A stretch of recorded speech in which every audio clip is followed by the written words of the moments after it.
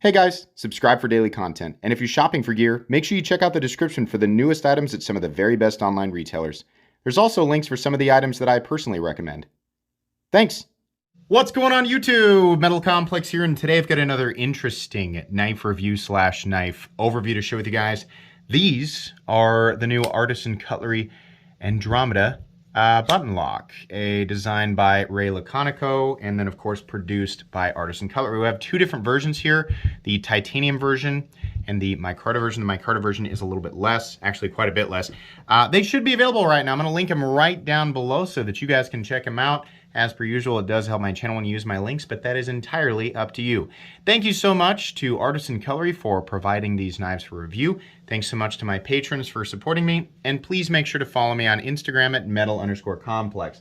All right, let's go ahead and get a quick measurement of these. I think we'll go ahead and just use the titanium version here. We'll bring the micarta version back. Overall length of the Andromeda button lock coming in at about 8 inches overall and 3.5 inches of blade, about 3.35 inches of cutting edge. So pretty standard full-size knife. Let's go ahead and do some size comparisons up against the Ontario Rat Model 1 and the Ontario Rat Model 2. So you can see here, not quite as long as the Rat 1, but definitely longer than the Rat 2. How about up against the Spyderco PM2 and the Spyderco Para 3? A little bit closer in length to the PM2, definitely bigger than the Para 3. And then last but not least, let's put it up against the Benchmade Griptilian, or in this case, the Ritter Hogue, and the Benchmade Bug Out. It has kind of the same sort of slender profile as the Bug Out, or well, similar. It's just longer. Let's go ahead and talk about the action on this guy. So these knives are manufactured in China, as is the case with all Artisan Cutlery knives. Artisan Cutlery is, of course, the premium line. They have CJRB, and do they have another one? Like a lot of companies do like a premium, and then they do like a, you know, like a budget, and then they do like a super budget. I can't keep track of all this. This is, Artisan Cutlery is definitely a premium production OEM. So it's a button lock, and it runs, you know, the operation is primarily, or the only option is to use the thumb studs. And the thumb studs are placed really well, and the button lock operates the way that you'd want it to. And honestly, the action is very smooth. The problem, the only issue, and I don't know if it's just, you know, due to the amount of distance the button has to travel, right? It seems to stick up a little bit more than knives like the ProTech Malibu, which is kind of the standard that we compare to. It's got some stick, right? Now, I'm gonna be real with you. I pushed that button about 500 times in preparation for this video to see if I could get the stick to go away. It is exactly the same amount of stick on the micarta version. I mean, it is exactly the same. It's still there. If it did loosen up a little bit, it's maybe like 5%. I can't really tell. This is a mildly frustrating thing. It's not really that big of a deal. I mean, the lock is obviously engaging the way that it is intended. It's solid. There's just a little bit of click, right? It doesn't take a lot to overcome it. It doesn't make me feel like, oh gosh, you know, my thumb is gonna fail. The bones in my thumb are gonna break. No, it's got a little bit of a click there. So, given that these were sent to me directly by Artisan Cutlery, I would say it's safe to, you know, expect, like maybe you'll get one and it'll be perfect, but I'd say it's safe to expect that this is just going to be the case. I would venture to guess that maybe after a very long period of time, this stick will go away, but who knows, right? Just want to report this as it is. Let's go ahead and do carry profile. Thickness up against the Spyderco Para 3. It's actually a pretty darn thin knife. Length and height up against the PM2 and Para 3. You can see that this guy is really pretty compact. It's only it's just a little bit longer than the Para 3, right? Not quite as long as the PM2, but nowhere near as tall as either. It really shouldn't be that much of a problem in the pocket. Let's take a look at the inside, because I believe, oh no, I'm wrong. There's actually no milling on the inside whatsoever. It just feels really lightweight. Let's go ahead and weigh it. Materials, what are we looking at here? We are looking at titanium, and we're looking at S35EN. We're also looking at a milled clip, which we'll come back to. The weight on the titanium one is 3.32 ounces, which is still on that ounce and inch, right? There's a 3.32 ounces for 3.5 inches of blade. I mean, even if you want to go by cutting edge, it's still fantastic ratios, and it feels that way in the balance. Honestly, I'm really surprised that it is not, it's just right behind the pivot there. I'm really surprised that it is not internally milled. The micarta version weighs 2.79 ounces, which is really impressive, but it's a lot closer to the titanium one that I would have expected. This one does have, if you're curious, on the inside, it does have the recessed steel liner, so it's not solid micarta. That's great. I much prefer that versus just micarta, so that's fine. Let's go ahead and do a hardware check. I'm going to get out my tools. As per usual, my tools are very inexpensive and very recommendable. You can find them right down in the section of my description that talks about the tools I use on this channel. Sorry, I thought that might have been a T9. The pivot is a T8 for sure.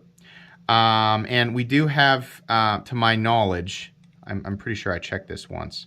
Yeah, it is a free spinning pivot. I don't know why, but truthfully, the tolerances seem tight enough that I can get both of these to loosen and tighten pretty easily without having to deal with the other side spinning. So the tolerances feel pretty good. Just checking to see if I can get that. Yeah, I want to get the action exactly back the way that it was without it being rattly. But yeah, this is a free spinning pivot, and this is something that I don't like to see now in 2022. I would much prefer that we have D-shaped pivot barrels so that we don't have to do this. But again, it's not really that big of a deal. You'll probably have to have, I mean, you'll definitely have to have another driver. Well, truthfully, you won't have to have another driver if they're all like this, right? If the friction alone, right, the tolerances alone allow you to back them out one at a time. In some cases, you may need two drivers. So anyways, I really stumbled around that. The body screws are T6. Artisan Cutlery loves their T6 screws. And you know what? I always complain about it, but maybe they're like, hey, Complex, you know, kick rocks, man. We like T6 screws. Okay.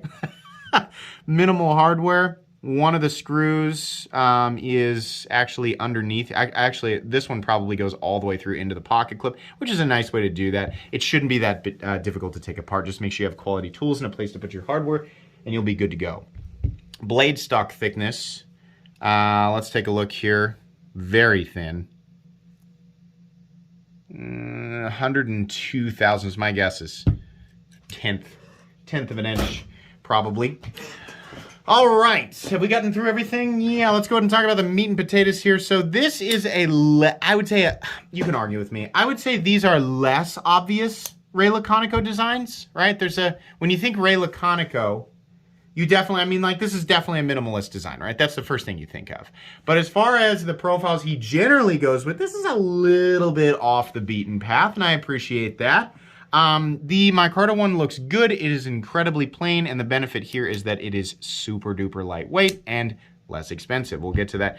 The titanium one in particular is very nice because, sorry, I'm trying to wipe off my gross fingerprints that the titanium is showing.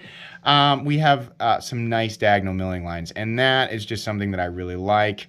I know a lot of you guys do too. It's nice to take a close look at this stuff and see that we have little micro details. It's just nice. It's not enough texturing to really create for meaningful traction, but it's nice to look at, right? It's a nice little touch, and I appreciate it. The edges are all nicely chamfered down. The micarta feels like micarta. The titanium feels like titanium. The titanium feels a little bit better, but I think that's largely preference. Ergonomically, this is a big, straight, open area, and there's not a lot stopping you from running your finger up on the cutting edge, except for the curvature, right? This sort of curves into a, but I don't know, so that if you're winging it around, you don't accidentally throw it. I don't know. It's reasonably comfortable. It's, you know, it's about what you'd expect for just straight lines here. It's pretty good, right? I'd give it a B+, A-, something like that. It's easy to hang on to, and there's plenty of real estate. Plenty of real estate to, you know, to get that gripitude or grippage or whatever Nick Shabazz says. So yeah, you know, I can't really complain too much. Like I said, thumb studs are in the right spot. Is this seriously starting to loosen up just now in the middle of the review? It actually is. Just a little bit less.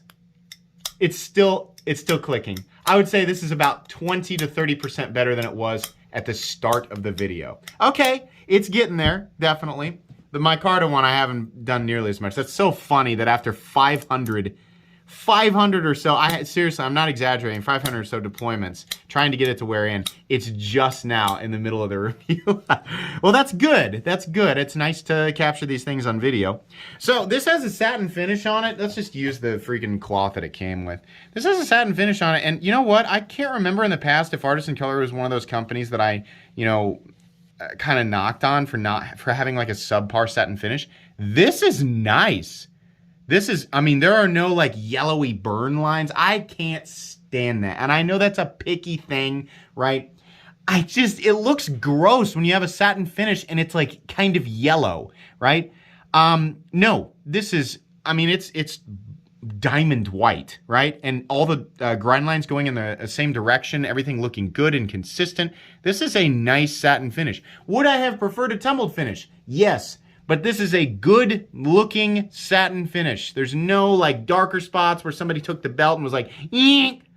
Yeah, well, send it through, right? Everything is very consistent. It's the same on both sides. Really appreciate that. And it is exactly the same way with the micarta guy here. So nice, Artisan. If I hit on that before, it doesn't seem to be a problem with this guy. Edge is a little bit sharp up here. Definitely shaving some fingernails off. But that's fine. If you like to strike ferro rod off your knife, then you can do that. If you're annoyed by fingernail shavings, well, then that might bother you. Keep your fingernails away from the swedge up here. Swedge looks good. There's a flat that runs out about 65% the length of the blade. Really, this is just a straightforward EDC profile, which is something that Ray Laconico does pretty well. The edge gets fairly thin. The tip gets very tippy for poking into stuff, so that's fine.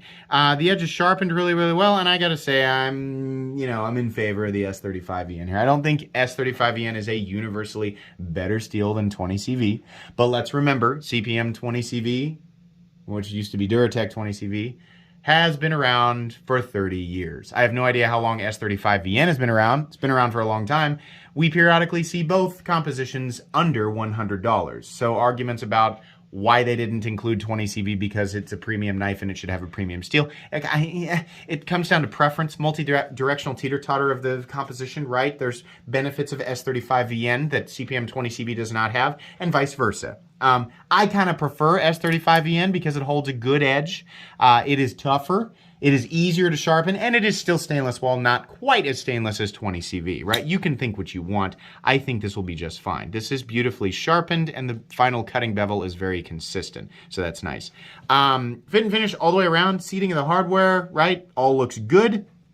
There's just a couple of standoffs here. They have the little lanyard thing, which is great. I love these because they look like a standoff, and if you're not using a lanyard, then it's just there. It's just part of the structural integrity, right? And if you want to use a lanyard, then there you go. You have a little thing.